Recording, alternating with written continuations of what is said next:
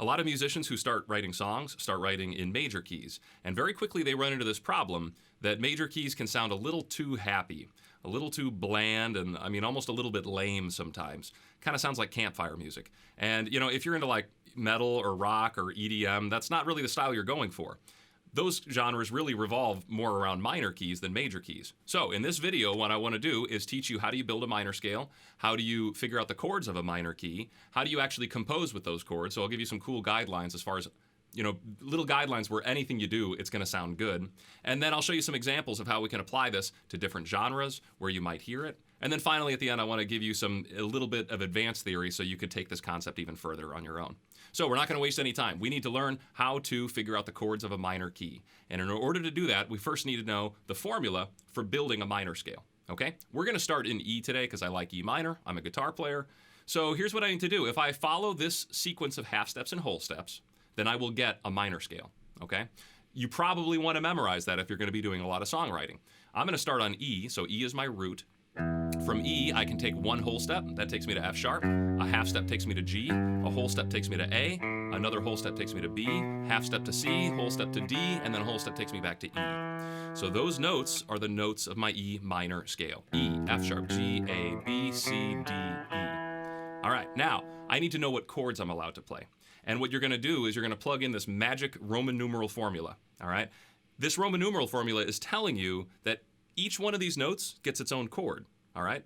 The uppercase Roman numerals means that those notes are going to get major chords, and those lowercase Roman numerals mean that those notes are going to get minor chords.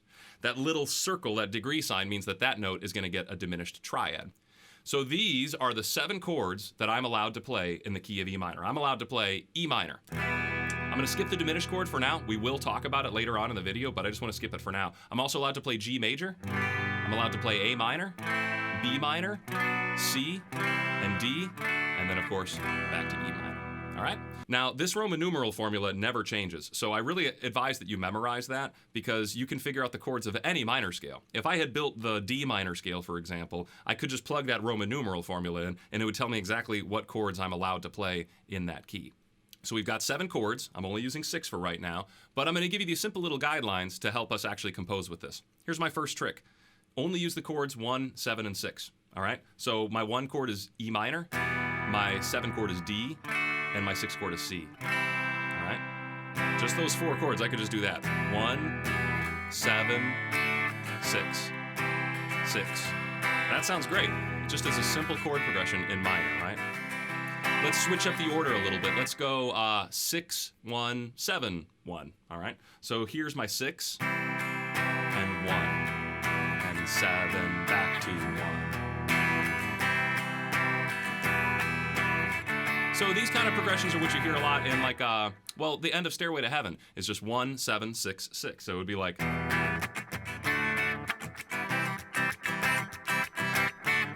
Now, of course, they do it in a different key, and they do it in different inversions, but it's still just a 1, 7, 6.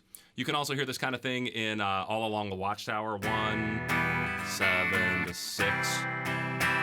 So very popular chord progression. There's a lot we could do with it. For example, here it is if I take, let's do a 1, 7, 6, 7, and let's put it on a computer with some synthesizers, little drum beat, we'll get kind of this pulsating EDM beat.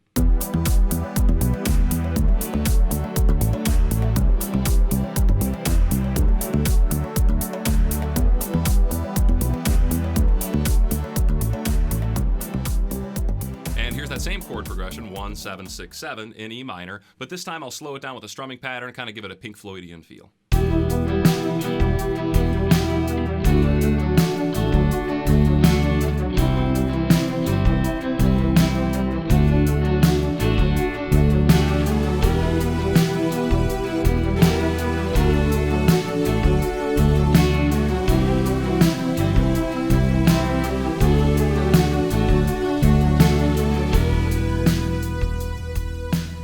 So I hope you see, really, there's a million combinations you can do with just 1, 7, and 6, and they're all going to sound great. So really experiment with different keys, experiment with inversions of those chords, and try to experiment outside of your instrument. You know, if you're a guitar player, try doing this on a piano. It's very simple to figure out the theory for this on a piano. So the next step here is to compose a little poppier and a little bit more upbeat with our minor keys. And the way we do that is we actually use all of the major chords that are available to us. For example, in E minor, I'm allowed to play a G, I'm allowed to play a C, and I'm allowed to play a D. That's my 3, my 6, and my 7. So if I write a progression that uses all those major chords, just by surrounding myself with those major chords, it's going to really brighten up the whole tonality here. It won't sound so, dark and rocking because I've got this major brightness surrounding it. So check it out. What if I did 1, 6, and then 3, and then 7? All right? 1, 6, 3, 7.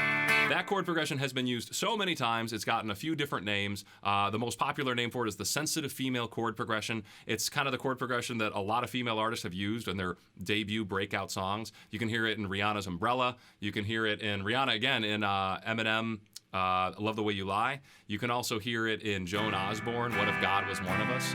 So that 1, 6, 3, 7, very popular chord progression, and it's not really dark. So you've got to be a little careful here with this 3 chord because really E minor and G major are the same key. And if you don't understand that, that's fine. You can start researching modes. But long story short, if you hang out on the 3 chord for too long, your ear is going to feel like you're in G major. So we kind of want to be careful with the 3 chord. It's nice to introduce. It's a beautiful sounding chord and it brightens things up. But if you hang out there for too long, it'll feel like you're in the key of G major, not in the key of E minor, right?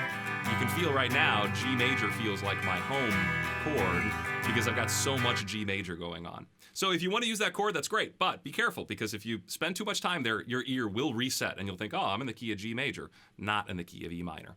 So my way of avoiding that and keeping that from happening is to give yourself lots of 1 chord, right? If I do like 3 measures of my 1 chord, 2, 3, and then bring in that other chord, I've got so much E minor that your ear is kind of brainwashed into believing that that is my home as opposed to this being my home, right? So what we really need to know to make things a little bit more interesting here is what the dominant chord is and how it fits into the minor keys. Long story short, if I go to my 5th note and look at that chord, it's supposed to be a minor chord. But if I make it a major chord instead, or if I make it a dominant 7th chord, then I'll get a really strong pulling effect back to the 1 chord. Take a listen. My normal 5 chord in the key of E minor is B minor. This is a very sad chord change, right? It's kind of bland, it's dark, but it doesn't have a lot of tension to it at all. If we make it a major chord, though, all of a sudden, listen, if we make it a B major, you can hear how much tension it draws back to the 1 chord. Even more so if I make it a B7 instead of just a B major. So here's E minor, and then here's B7, right? A lot of great tension going on there. So this chord is outside of the key, and it's not allowed in the key of E minor, but we're going to use it anyways because it is that important of a chord. Most of our minor songs do include this dominant chord, and temporarily we're outside of the key of minor, and we temporarily go into a key called harmonic minor. So that's something you might want to pursue on your own, is understanding what is the harmonic minor scale and how do you use that. All you need to know right now, though, is that this is a chord we have access to, and it really pulls us back to the 1 chord very strongly. So let's go back and make a new chord progression. Let's start on 1 again. And let's go to the 6 chord. I like that 6 a lot. Let's go to the 4 chord. We haven't used that one yet, the A minor. And then let's go to the dominant 5 chord, which is out of the key. All right, and that'll take me back to my 1 and 6, 4, and then the 5. So this would be a really good chord progression for like a Latin flavor kind of thing if I give it kind of a faster strumming pattern.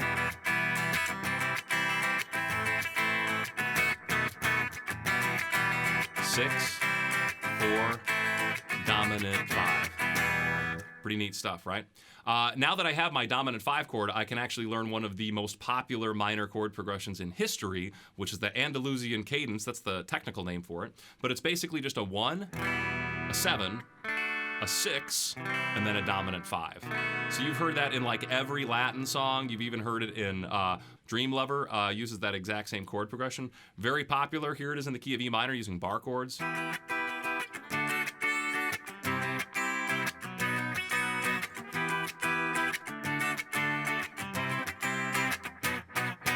And here's the exact same chord progression, just done with a heavy metal style on some electric guitars with some drums put in there.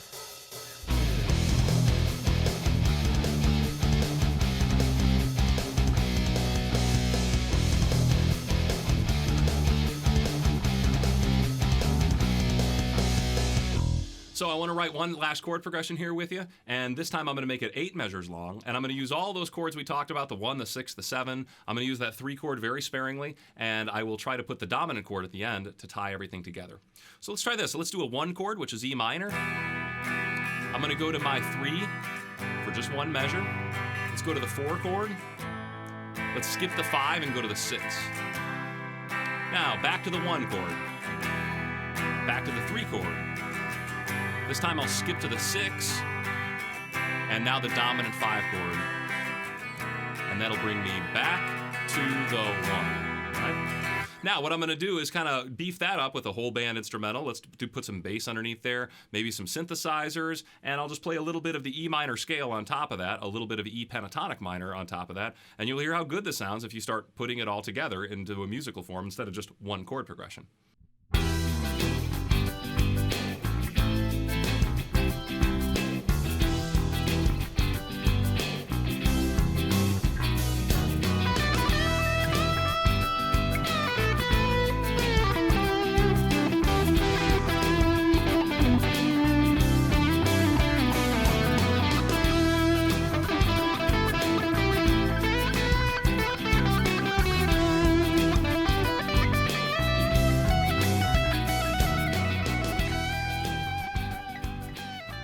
So I think that sounds pretty good, right? And also try to remember that this isn't just for rock band stuff. I mean, if you put that into a string quartet, you'd have a wonderful sounding melody and harmony going throughout that entire piece just because we've got that nice chord progression going.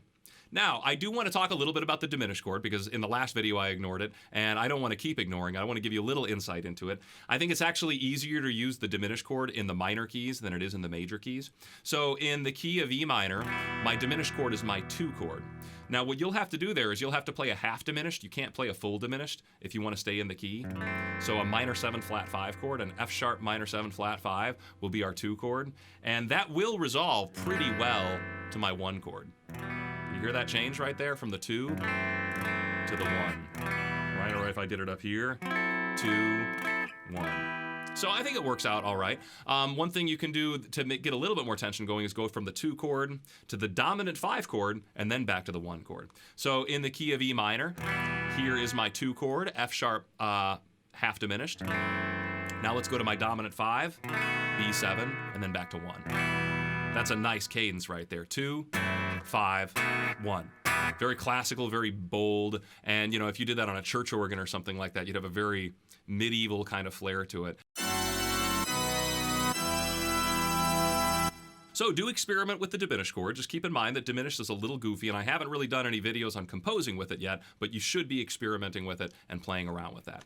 Now, if you want to take things a step further, this is still kind of limiting. You still only have the 7 chords of the key, and now I've talked to you about accessing that extra chord, that dominant chord. So where do you go from here? Well, if you want to do some research on your own, look into extended chords. You don't have to just play an E minor.